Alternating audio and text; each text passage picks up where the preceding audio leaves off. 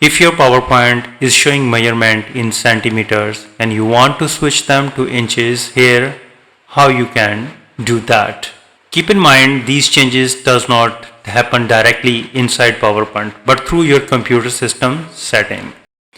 For this you need to type region settings, go to the additional date, time and regional setting, click on that, click on the change date, time or number formats under the region, click on that, and in the new window you need to click on the additional settings, click on that, and here you can see that the measurement system is right now metric. You need to drop down and select the US and click apply and OK. Again apply and OK. And now close it.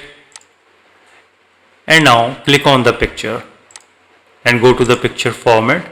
And now you can see that the height is now 3.56 inches and width is 6.13 inches. So in this way you can easily change PowerPoint measurement unit from cm to inches. If you think this video is helpful, please support my channel. Thanks for watching.